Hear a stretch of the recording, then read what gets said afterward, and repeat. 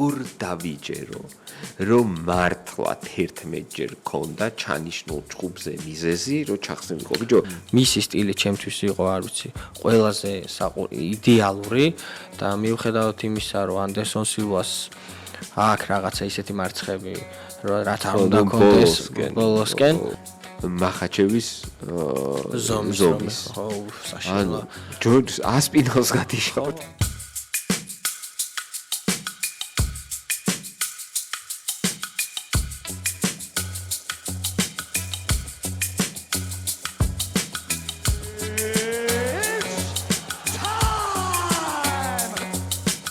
უშუალოდ ზონის კლების პროცედურა როგორ ხდება რა ეტაპებს გადიან ერთხელ და სამუდამოდ თუ შეგიძლიათ რომ აგვიხსნათო ზონის კლება ზოგადად მარტივი საქმე არ არის და არ არის ერთფეროვანი და არ არის რამდენი ერთი გზა იმისთვის რომ ზონი დაიკლო ძალიან ბევრი განსხვავებული მეთოდი არსებობს აი თუნდაც საბჭოთა მეთოდი რო ავიღოთ რაც ძირითადად ჯანმრთელობისთვის არც ისე ზოგადად ზონის კლება არ არის კარგი ჯანმრთელობისთვის მაგრამ არის ეხა პროგრესული ზონის კლებები აი ნუტრიციონისტები აყავთ და ზონის კლებას იწყებენ არა რაღაცა ორი კვირით ადრე შეიძლება ერთი თვით ადრეც უბრალოდ მაინც უწევთ ხოლმე იმის და ბოლო პერიოდში უწევთ უკვე მძიმედ ზონის კლება რაც არის აგრესიულად წყალის გამოდევნა აგრესიულად წყალის გამოდევნა ხდება შემდეგნაირად. პირველ რიგში ეს არის საუნა, შემდეგ ეს არის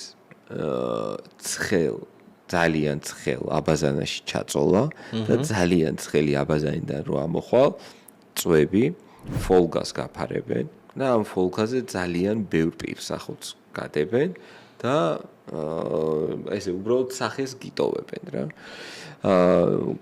ანუ გახურებული უნდა დაწვე ფოლგაში რომ ოფლმა იდინოს და იდინოს. კიდე თქვათ უფრო ჯანსაღი არის რომ მაგალითად აი თერმოზედას ჩაიწმევენ და თქვათ იმაზე რა ქვია თოკზე კაკალკას ვერ დაუძახე ყველაფერი. ანუ იმაზე ხტუნაობენ დიდი ხანი და უფრო წყალი ერთი სიტყვით ამოცანა არის რეალურად მან არავინ არ წვავს ცხიმს, მან პირიქით უფრთხილდებიან რომ კუნთი არ დაიწვას მაქსიმალურად წყლის გამოდევნა არის და აი ეს რაც ჩამოუთვალეთ ძირითადად ესეთი მეთოდებია. და ამ დეჰიდრატაცია რეალურად იმთხელა კლებას იწვევს ან ნებისმიერმა ადამიანმა რომ დაიკლოს და ეს წყალი გამოიდონოს ნებისმიერ ადამიანს შეუძლია ეს ამხელო წონა დააგდოს და უცებ აკრიფოს და ეს არის მთავარი მიზანი რომ კუნთი არ დააგლონ, იმიტომ რომ კუნთს ესე უცებ ვერ მოიმატებენ საბრძოლო დღეს და შესაბამისად ამ პროცესების გამო არის ძირითადად ჯანმრთელობის ასეთ სერიოზულ ზიანს რო იღებენ, აი თუნდაც ხაბიბის ბოლო ორთობ სამჯერ გაითისა ჩვარივით მიიყვანეს ასაწონად გაც. კაკი, ელოი რომ უკეთ 11ჯერ ჩაიხსნა ბოლოს და მხოლოდ 9ჯერ იწევა კიდე ეგ თემა კიდე ცალკე განსახილველი ამბავი არის.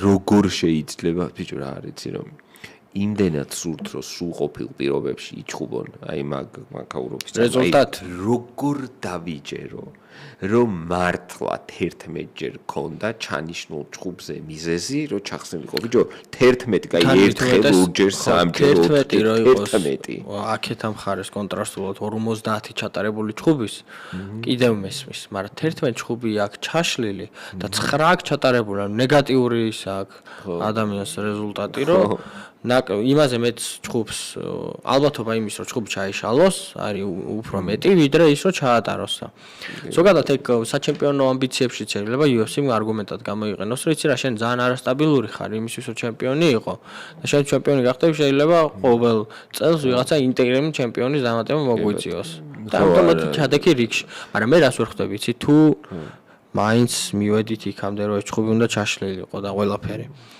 აი რატომ ზოგადად რატომ აიღო პიკოსთან თან ახლა ხო იცი რანკინგში პირველი არის პირველ ნომერზე გადაიყვანეს კონტენდერად პირველი ნომერი არის რანკინგში თავარი კონტენდერი უნდა იყოს თახდება იმას რა ქვია დებიუტანტს თავიდანვე რატო არ დააყოლა ჭუარო ჭუბი აწყვეტა არ ვიცი პიკობესა რა ქვია მართლა არ ვიცი ხო იმედია რომ რეალური მიზეზი აქვს ჩაშლის იმიტომ რომ აგეთ სარუკიანი ნახეთ მაგალითი თუ რა შეიძლება მოხდეს მაშინ როდესაც რაღაცა ქართთან ორი კვირით ადრე გაუფუძა ანუ ეს კიდე არ არის იმდენი ხნით ადრე რომ რაღაცა ეხა პიკო შეიძლება ჩაუნაცვლონ ვიღაცა პიკოსთვისაც უდია ეხა დებიუტანტი არის კემპი მოემზადე ვიღაც მოჭიდავისთვის ეხა სტრაიკერი რო ჩაგისვან ეხა მე არ მგონია პიკოსთვის რომ იქ შემდეგი ვინ შეიძლება იყოს ვინმე პრობლემური იქნება მაგრამ მაინც რთულ მდგომარეობაში აღმოჩნდა საბოლოოდ იმედია რაღაცა სერიოზული მიზეზი ქონდა ამისთვის თუ არა და მე უკვე ისედაც გაუხანგრძლივდა კონტენდერობა. გიორგი ქართველი გვეკითხება რომ თქვენი აზრით რა განსხვავებაა ლეგენდარულ მებრძოლს ძალიან კარგი მებრძოლისგან. მაგალითად მისი ოპოზიცია დაცული კამრები თუ პერსონა მაგალითად ახლა ილიაზე იმაზე ბევრ საუბრობენ ვიდრე კამარუზე საუბრობენ მის ჩემპიონი. კი ბატონო, ძალიან საინტერესო შეკითხვა და შეგვიძლია ამაზე ვისაუბროთ თუ რა ქმნის მებრძოლს ასე ვთქვათ ლეგენდარულად და GOAT სტატუსად რა და მე მაგალითად ორი მიმართულებით წავიყვანდი ამ საუბარს თუ რა ქმნის მებრძოლს საუკეთესოდ. პირველი არის რა თქმა უნდა მისი ოპოზიცია, რომ ფლოიდ მეივეზერს მართლა ნაჩხუბარი აქვს სამი თაობის ანუ საერთოდ ყველას ეჩხუბა. ანუ კანელო დაწყებული, იმით დამთავრებული, ოსკარ დე ლა ჰოიათი დამთავრებული და ეს რო გადახედავ ტიპს, რა, ტიპის კარიერას გადახედავ, ეს ისე რო უყურებ, ბოქსრეკს უყურებ და კანელოსაც, კოტოსაც, ესის და რო უყურებ, ეს აღფრთოვანება, ხა ჯონსონსაც რო ვკითხულობდით, ხო, ამდენი ძალიან გძენს რა. სპორტული თვალსაზრისით, რაც ჩემთვის ძალიან მნიშვნელოვანია ხომ. როცა რაღაც ჭუბის დროს კარგად არ მისდის შეცვლის რაღაცას და საბოლოოდ მიყვანს გამარჯვებამდე. იმიტომ რომ ეს შეუძლიათ მარტო ძალიან ცოტა იშვიათად და ეს ჯონ ჯონს შეეძლო ეგეთ რაღაცების გაკეთება, ფლოიდ მეივეზერს შეეძლო ეგეთ რაღაცებს, ილიას ხედავთ, გვინახავს, რომ ცუდად წასულა და შეუცვლია. ყველა მაგას ამბობს და ვოლკანოვსკი ჯიგარი არის მაგაზე ამბობს, რომ ილიას ეგ თვისება აქვს ზუსტად რა, რომ მიუხედავად იმისა, რომ რაღაცეები კარგად არ მისდის, მაგალითად დარტყმაც გაატარა, ლეკიკიც მოხდა, თვითონ ააცილა, საერთოდ არ აინტერესებს, რა ეს tunnel vision აქვს ილიას, ეს რაღაცა ხედვა, რომელ გეგმასაც ძალიან მშვიდად და წყნარად მიხვდებოდა. ეგ არის როგორი ოქრო ფუნქცია, იცი, რომ დაუჯერებლად ძალიან მნიშვნელოვანი რამე არის და ეგ გამოარჩევს ხოლმე, სხვათა შორის ტაისონს უწუნებდნენ მაგას რა. რეალურად ტაისონის მოგებები რო ნახო, კი, ბრძოლები ქონია რა, მაგრამ ძირითადად პროსტა უვლიდა ტიპებს რა. და ვირსთანაც ცუდად წაუვიდა, საბოლოოდ წააგო და ის სხვათა შორის ტაისონზე ამბობენ ხოლმე რა. კი, მე ეხა შენ არგუმენტები ჩამოთვალე, ყველას ვეთანხმები 100%-ით. ერთი იმას განვავრცობდი, რომ ეს ოპონენტების ხარისხი და არა მარტო საბრძოლო ხარისხი შეიძლება რაღაც მარკეტინგული კუთხითაც ხარისხი, ანუ სახელი უნდა არსებობდეს და ამის ერთ-ერთი მთავარი მაგალითია, ხა წარმოიდგინე კონორი, კონორს რო არ ეჩხუბა ხაბიბთან და ეხა ხაბიბის კარიერიდან ამოიღე კონორის ჩხუბი. მიუხედავად იმისა, რომ სპორტული თვალსაზრისით, ეხა კონორი არ იყო ხაბიბისთვის რთული მატჩაპი და ტყუილად არ იყო ფავორიტი მაგ ბრძოლაში, აი როგორც კარიერას რაღაც 10-დან 5 წელში რო შეაფასებ, აი ეს კონორის ჩხუბი ძალიან დიდ როლს იმოქმედებს, მასე რეალურად ის ოპოზიცია ის დენს პარტნიორს, რასაც ჩვენ ვეძახით, რომ ყავს აუცილებელია იმისთვის, რომ შენ თვითონ მოხდეს შენი კვალიფიკაციის ამაღლება. აქ თუნდაც ილიაზე რო დავწყოთ, ხა ილიას რო აქეთ არ მოსულიყო ოლივეირასთან არ მოეგო და კიდევ რაღაც გიგმები აქვს, ეს რო არ გაიკეთებინა, დარჩენი იყო იქ ევლოევისთვის მოეგო, რა ვიცი, იაი როდრიგესისთვის მოეგო, ლოპესისთვის მოეგო. კარიერისთვის საერთო ჯამში საუკეთესო მებრძოლი შეიძლება ყოფილიყო ფედერვეიტის ყოველთვის, მაგრამ ის ლეგენდარულობა მაინც რაღაც მასშტაბებს უნდა გაცდე. რაღაც შაბლონი რაღაც ისეთი უნდა ქნა, რაც არ გაუკეთებია, ან რთულად არის ძალიან გასაკეთებელი. და ეს fashion way რო ამბობენ ხოლმე, good fashion way, რაღაც ეს ყველაფერი უნდა გააკეთო ლამაზად და დასამახსოვრებლად. და ეს არის ჩემი აზრით თავარი კრიტერიუმი ბრძოლის იქეთ, რაც აუცილებელია იმისთვის, რომ ლეგენდარული გახდე. სერგომ დასვა კითხვა, რომელსაც მე ძალიან ხშირად ვცვალ ხოლმე ყველასთან. ანდერსონ სილვა მოუგებდათო ჟორჟ სენ-პიერიო და ეს იყო აი ხა რო ჩვენ ვამბობთ ისლამი ილიას მატჩაპს პოტენციურს და ვერ დგება, ის იყო სენ-პიერის ანდერსონ სილვა.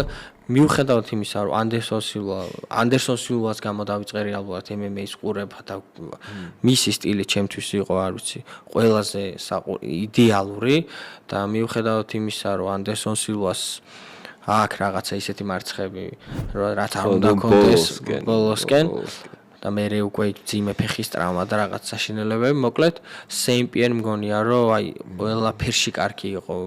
გრეპლინგში კაი იყო Anderson-ი და ეგ ჩეალი დაახჭო წაგებულ ორთაბრძოლაში, თუმცა ჩეალი მე არ მგონია იმ ხარისხის მებრძოლი რა ხარისხისა GSP იყო და აი GSP მე მგონია რომ უფრო დაბალანსირებული ტიპი იყო რა. კი, არა, თავისთავად უბრალოდ გვიანავი და GSP იყო welterweight, middleweight-ში ჭუბა ერთი ჭუბი ბოლოს და იმას კაცო light heavyweight-იც აქვს Anderson Silva-ს ნაჭუბარი და კიდურები აქვს ძალიან გრძელი. ხო, და შეუძლია ეგ და ზოგადად ეგ სუპერ ჭუბი რო არ ჩაინიშნა ჯონ ჯონსი საიდან მოვიდა თავში Saint-Pierre და Anderson Silva-ს ჭუბი რო არ ჩაინიშნა ალბათ მაგის ბრალიც იყო რომ სხვადასხვა წონაში იყო რა და თან Anderson-ს უკვე ღირებულება ისეთი პერიოდი იყო რომ ღირებულებაც დაკარგული ჰქონდა მაშინ როცა უკვე Saint-Pierre შეეძლო middleweight-ში ჭუბი. ხო, უბრალოდ ბიჭო, ეგრეც ვერ იტყვი ხო ღირებულება ჰქონდა დაკარგული რა. არა, Anderson-ს ჯეიკ პოლთანაც არ ჰქონდა ღირებულება დაკარგული. თანამედროვეები იყვნენ ხა რეალურად ორივე ერთ ეპოქაში გამოდიოდა და რეალურად რო დენა ვაიტს რო მოენდომებინა გამოვიდოდა, მაგრამ მაშინ სხვა დრამები ქონდა რა, ნიკ დიასთან ქონდა ბიფი, იმას რა ქვია, Saint-Pierre-ს და იჩუბეს და ნუ მოუგო მე ნიკთან იმასაც ქონდა Anderson-ს რო წამოუწვა შუაში რო საულ ნიკ დიასს რო წამოწვა შუა ოქტაგონზე ეგ აუცილებლად ნახეთ და მაგ ჭუბში ამოუგდეს ნიქს მარიხუანა და Anderson Silva-ს სტეროიდები ხო, ნუ რაც Saint-Pierre-ის შემთხვევაში ყოველთვის არასოდეს არ იყო ფაქტორი. ყოფილი მებრძოლი მგონია მე ჯორჯ Saint-Pierre-ი, იმიტომ რომ იმით მივდივარ რომ აი Anderson-ი რასაც აკეთებდა ძალიან ლამაზად, მაგრამ აი თითქოს რაღაც აი რო გამოვიდა Bisping-თან და აი Bisping-ი Saint-Pierre-ის დაპირისპირებას როგორ უყურებდი, იცი რომ აი ინგლისურ პაბში ვიყავი და აი ვერ იტყოდი სხვა რაღაცას, გარდა იმისა რომ Bisping-ის ხარეს იყავი და თავიდანვე ისეთი წარმოდგენა შემექმნა იქ ხა თან იმ პერიოდში ახალი დაწყებული 17 წელი იყო, ახალი დაწყებული მქონდა და ხა კი მგონია რომ Saint-Pierre მოუგებს, მაგრამ ხა Bisping-ი ჩემპიონია, Sanchez ჩემპიონი, Bisping მაგერ Anderson Silva-მ კი გათიშა ხო გახსოვს, მაგრამ მე მოუგო. აქეთ რო გაიხედა და გრავა მტყოფური ჭუბი. მაგარი ჭუბი მოუგო. არა Bisping-ი მაგარი. ხო და Bisping-თ რომ მოვიდა და Saint-Pierre-მა აი არ ვიცი, მართლა დეკლასიფიკაცია გაუკეთა Bisping-ს და აი მანდ მიხვდი რომ Saint-Pierre მოუგებდა Anderson-ს. კი ბატონო. DJ გაპიარებულს რა გითხრა ლაშა ვის შეხვდა ყველას ერთადერთი კრუსთან არის წაგებული, მაგრამ დიდია ბიჭო. დიდია გოტომინ კრუსი. ანუ ძალიან პატარა, აი ესე ხუთო და კრუსი ხო გახსოვს როგორი იყვნენ ახლა. ძალიან პატარა, აი ცოტა მართლა ის ყოფილიყო რა ქვია, Mighty Mouse-ი ცოტა ტანი ქონოდა რაღაცნაირად, აი ბევრად საინტერესო რაღაცებს იჩხუბებდა რა. და ბევრს აი ილიაზეც მინატრია ეგ რა აი იცი აი წარმოიდგინე ილია მახაჩევის ზომის ხო საშინაო ჯორჯ ასპინალს გათიშავ ხო აი მაგ შეიძლება მე ეთქვა რომ ის მიმები რო არის ხო ეს გემსები ასპინალსაც გათიშავ ილია რო ძალიან მსუქანია ხელოვნური ინტელექტი როდესაც ილიამ გაიგო რომ ფანების ფავორიტია ასპინალი ადის ასპინალის გასათიშა აუ ძალიან ძიმე იქნებოდა ძალიან ანუ რეალურად რა არის რომ რეალურად ილია იყო არის ერთადერთი რეალური ადამიანი, რომელსაც სამი წონა შეუძლია. რეალურად 4. როგორ ხდება, ორივე მყავს ნანახი ლაივში. ალჯამეინ სტერლინგიც და ილია თოფურია, ეს მაგიდასთან ჯდარ ვარ ორივესთან. და თავში შემილია წარმოვიდგინე, ალჯო სტერლინგი არის აი როგორ გითხრა, შედარებაც არის ბევრად დიდი არის ილიაზე. მართლა გეუბნები, ანუ ბევრად დიდი არის. აი ადამიანები რო იყო, უფრო დიდია. და ეგ დებდა 135 პაუნდს, ხო? აი როგორ რანაირი ორგანიზმია ილიას, რომ აი არ გავიმთან ნანახი მაქვს მე ილიას დაკლებული 135-ში. და არის სახე შევარდა. სახეზე აი თვალები ჩავარდნილი და ნუ არ მინდა რა. ეგ კი არა 66 ვერ აფიქსირებდა. აი არის რა, აი თქვათ გასაგებია რომ თქვათ ჩვენ ატკლუბს ცოტა დიდი იყოს, მაგრამ წონის კლება მაინც გამოსდიოდეს თქო კარგად, თორე ეგ ბენთემვეიჩი ხალხს მოკლავდა. ანუ ილია რო ყოფილიყო ტიპი რომელიც სქელი ფეხები რო არ ქონოდა, ილია ბენთემვეიჩი იწვია და თავისუფლად. არც აქ ნაკლებად სქელი ფეხები რა, აი ვერ იკლებს წონას რა. ვერ იკლებს წონას. ეგეთი პრობლემა აქვს, თორე რეალურად ბენთემვეიჩი, ფეზერვეიჩი და ლაითვეიჩი აი წყნარად თავისუფლად სამი კამარი ექნებოდა და თუ ავიდა და თქვა და აი ველტერში ეჭვება თქვა და ის რა არის, მაგრამ ველტერში არიან ტიპები, აი ხო ვისაუბრე ხა შავკატს როგორ უნდა ეჭვოს ხო შავკატი არ ძალიან რამ სიმაღლეა შავკატი მეტრო ხალხი ამ წარმოიდგენ ველტერვეითი და მიდლვეითში ადის და იქ თავისუფლად ჭუბობენ ანუ თითქოს რაღაცა ზღვარი არსებობს რომ აი ლაითვეითი ველტერვეითთან უკვე სხვაობა შეიძლება არ არის იმხელა მაგრამ როცა ფეზერვეითში ნაჭუბარი გაქვს და ველტერვეითში ახვალ შეიძლება დაუპირისპირდე ადამიანს რომელსაც რაღაცა კარიერის პერიოდი მიდლვეითში გაუტარებია თქვენ შორის არის ლაითვეითი, ველტერვეითი სხვაობა ორი წონა და მესამე არის მიდლვეითი, ძალიან დიდია რა. ხო, არა, ძალიან დიდი სხვაობა არის რა. აი თუნდაც შავკატი რამხელა არის ფიზიკურად და წანუ კამარუც. აი არა ბიჭო, ხო, არ არის, ანუ ილია არ არის ველტერვეითი. ნამდვილად არ არის ილია ველტერვეითი. ჩემი აზრით არის ილია უნდა ყოფილიყო ბენთემვეით, ფეზერვეით. ანუ აბსოლუტურად აი ამ ზონაში არის. ასპინალი თუ დიდხანს ტრავმას მიიღებს, ხო, არა, ანუ რა ქვია, პერეირასაც შეუძლია heavyweight, ნუ კი, ძალა აქვს პერეირას ნამდვილად. ძალიან დიდი ახლა პერეირას სიმაღლე რო არ იყო, ყველაზე დაბალი heavyweight-ი არ იქნება. რიჩის კარგი ექნება და ხელებში კი აქვს კასტეტები. კორმიე გამოდიოდა და ჩემპიონი ხდებოდა. ეგ არის ძალიან უცნაური რაღაც რა. აი რას ნიშნავს სიდიდე ორთაბრძოლაში, ხო? აი სხვათა შორის ის ჩივავამ რა ქვია ჩივივი როზასმა თქვა რა. როზასი არის ბენთემვეით, ხო? როზასის და ილიას სურათი იყო გვერდ და ანუ ბევრად დიდია, ანუ როზასი არის ილიაზე ბევრად დიდი და მე ჰელვანი ეკითხება რომ ანუ შენი სურათი ვნახეთო ოლივეირასთანო, სადაც შენ ოლივეირასთან შედარებით მომცრო ხარ, იმიტომ რომ ნუ ბენთემვეითი ხარ და მე შენი სურათი ვნახეთ ილიასთანო და ილიაზე დიდი ხარო და ყველა მაგან დააფიქრა რომ თურმე რამხელა სხვაობაა იმაში რა, ილიას და იმას შორის სხვაობა ზომაში, ჩარლს და ილიას შორის. მაგრამ მე სწორით რა უპასუხა იცი? მე რომ გადავიხვიო ილიასო. ბიჭო, ამ ზურგიო, ანუ ისეთი კუნთები ქონდაო ზურგზეო და ისეთი მასიური იყო, რომ მივხვდიო რატომაც არისო ლაითვეითიო რა და ამიტომ ჩვენ თვალში რო გვხდება რომ მაღალია, ჯანზეა, დიდია და გონია რომ უფრო დიდია რა, მაგრამ აი ამ ორთაბრძოლაში აი ამას აქვს რა, აი ყველაზე მნიშვნელოვანი ნაწილი მაინც არის ფეხები, წელი და ზურგის კუნთები რა. აი ეგ არის ძალიან მნიშვნელოვანი და კიდე ხელები აქვს, აი ძალიან მაგრად ხსნის ბიჭო, სეთჰეგენი რა მაგრად ხსნის ილიას რა. ილიას რა რისი უნარი აქვს იცი? რომ როცა აი მე არ გამომდისო ეგრე რა და რასაჩვენებს რომ ანუ როცა ამას ვაკეთებო თელტანს ვერ ვფარავ, ანუ აქ გამიძრება დარტყმა რა, აი ამის ქვემოთ, სადაც და ილია როცა ამას აკეთებს, თელტორსოს ფარავს რა და ძალიან პატარა მოძრაობით უკვე ეფექტურად იცილებს რა. და ერთი ძალიან მაგარ რაღაცას ამბობს კიდე სხვათა შორის, რომ ყოველ ილიას დგომი არისო და ეს არის ყველაზე სწორი დგომი, რომ თითქოს შუბი უნდა ისროლოს. აი შუბის როგორ ისროლოს? გასტყორცნის შესაძლებლობა. აი რომ შუბი უნდა ისროლოს, რომ ჯაველინს ამბობს, მაგრამ მაინც ეგი გულისხმა რა. და ეხლა მე ვცდილობ მაგ სტილის დამოყალიბებასო, იმიტომ რომ ილიას მთელი ძალა მოდის გასაგებია რომ მისი ბუნებრივი მონაცემები, მაგრამ პლუს არის რომ დგომია შემაშავებული სასაუთ, რაღაცნაირად წელი აქვს ჩაგდებული.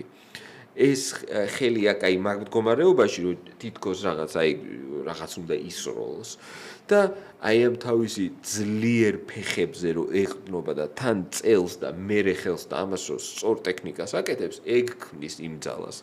და ბიჭო ის მომენტი ნახე, ეხა დავაკვირდი ილია რომ პირველ რითაც თიშავს ოლივეირას ხელი რო ეღუნება ხე ეგ რა არის ბიჭო წარმოიდგინე რა ძალით დაარტყა მით უმეტეს ეს გამაგრებული აქვს მით უმეტეს დატეიპებული აქვს და მით უმეტეს შეკრუა და მით უმეტეს ძლიერი მაჯა ხა ილიას ძლიერი ხელი და როგორ ჩაუარ წარმოიდგინე როგორ მოარტყა რა რამძიმე ნოკაუტი იყო ბიჭო არ მესდება ძალიან მძიმე ნოკაუტი ნუ რეალურად 4 დარტყმა მოხდა მაგრამ პირველივე ხო საკმარისი იყო მაგრამ აი ის პირველი დარტყმაც ისე მძიმე ჩაჭდა მაგრამ აი ეს რაღაცა მექანიკური სათამაშოები რო იყო ტახტახ ეს რო ჩასო ორივე დარტყმა და თან ინერციით უკვე ოლივიერა მოწყვეტით რომ მეორე დარტყმას ეჯახება თან აუ არ ვიცი ძალიან მძიმე დარტყმა იყო ეგ ბიჭო და თან მერე იყო ვიღაც მოჭიდავე არჩევდა ილიას კარგი მოჭიდავე ოლიმპიური მოჭიდავე არჩევდა ილიას ჭიდაობის მომენტებს და ტოპ კლასი არისო რა ანუ იმ ეტყობა რომ ჭიდაობით არის გაზრდილიო და რა უპირატესობა აქ იცი ბიჭო მაგაზე დავფიქრდი რომ აი პედიც ცარუკიანიც ყველა მაგაზე ლაპარაკობს რომ კი ილია ელიტარული მოჭიდავეა ცარუკიანი ელიტარული მოჭიდავეა მაგრამ ცარუკიანი უფრო დიდია და ეს შეუქმნის ილიას პრობლემებს აი ნახე დასტინ პორიეზე ისლამ ახაჩევი არის სამჯერ უკეთესი მოჭიდავე ანუ აი ბევრად თუ ისლამის ჭიდაობა არის 10 დასტინ პორიეს ჭიდაობა არის 4 ნახევარი აი 5 ნახევარი ანუ და მიუხედავად სუფთა ჭიდაობაზე გელაპარაკი MMA ჭიდაობაზე კი არა ჭიდაობის გელაპარაკები რა აი ამ ხელა სხვაობის პირობებშიც კი დასტინ პორიე ახერხებს რომ ჭიდაობისგან თავი დაიცვას ზიანი მიაყენოს ხელი დაარტყას რამდენი რაუნდი იყო 4 რაუნდის განმავლობაში თან რა ზიანი მიაყენა თან სერიოზულ ზიანზეა საუბარი ანუ 5 ნახევრიანი გეფის შემთხვევაში ანუ ამის თუ თქვა 5 ნახევარია და იმის 4 ნახევარს მაინც ახერხებს და ეხა თქვენ რას მეუბნებით რომ ცარუკიანის ჭიდაობა არის 10 და ილიასია 6 თუ რაღაც ანუ ცარუკიანი შეიძლება ილიაზე კარგი მოჭიდავე იყოს აი არ vicი ჯერზერტი რატოა არ ვიცი არ დაუმტკიცებია ხო მეც ვერ ხვდები ეგ ნარატივი საიდან მოდის მაგრამ კარგი მოდი თქვათ აი ცოტა ჯობია გამროც ვერ ეჭიდავა წესი რა გამროთ მათრია აქეთ იქით მართლა და ანუ ეგ სხვაობა რაც არის ილიას ჭიდაობასა და ცარუკიანის და ისლამის შორის თუ მივანიჭებთ მათ რომ კარგი გაძლევთ მაგას რომ თქვენ ილიაზე კარგი მოჭიდავეები ხართ მაგალითად მივეცით ეგ უპირატესობა ის ვერ იქნება იმდენი რომ ამან დაჩაგვრა და რაღაც გამოიწვიოს უპირატესობაც რომ გამოიწვიოს ვერ იქნება ლოგიკური ფიქრია ეგ რომ აგერ კონორზე რამდენით უკეთესი მოჭიდავე იყო ხაბიბი პორიეზე რამდენით უკეთესი მოჭიდავე იყო ეს არა ქვია მახაჩევი ხო და რა ვიცი 4 რაუნდი იჭუბეს და დაიწვეს არაერთი ტეიქდაუნი და ასე შემდეგ ხა ილიასთან ეგ არ გაჭირს და რა თავარი აი მეგობრებო თუ შეიძლება რომ აი თქვენი აზრით მაინტერესებს ამასთან დაკავშირებით ტიპებს იცი რა აქვს თავში გააზრებული რომ თუ ჭიდაობამ არ გაამართლა მორჩება სადღაც ძიმეთ იცის ყველა მეგ და ეგ წარმოიდგინე რასაშიში რამეა რომ დაიწყო ჩხუბი და წავიდა ერთი ტეიქდაუნზე ცარუკიანი ოლივიერამაც ხო ცადა და უცებ ზევით აღმოჩნდა აი მან თავდება ბრძო მაგალითად გაუკეთა ცარუკიანმა ტეიქდაუნი წამოდგა ილია და მერე რას ხო პირველი რაუნდის ბოლოსკენ ნათელია რომ ილიას აქვს განჩვეულებრივი პასუხი შენს ჭიდაობაზე მთელი დღე და მთელი ეს კემპი რო ემზადებოდი რომ მარტო ამით ეს არის შენი გეგმა, სხვა აბა რა ეხა სარუკიანას ვებოქსავები, კრივში არავინ დაუგებია. არც ფიქრობს და ხმამაღლა არც იტყვის და არც ერთი მწვრთნელი მაგას არ დაავალებს. უნდა ეტყვისო ფიზიკურად უნდა გავტეხოთ, უნდა მივაწვეთ ისლამის შემთხვევაშიც და სარუკიანის შემთხვევაშიც გეგმა იქნება, რომ ჩვენ უნდა ვისარგებლოთ ფიზიკურობით და ილიას ვაჯობოთ ფიზიკურობით, ხო?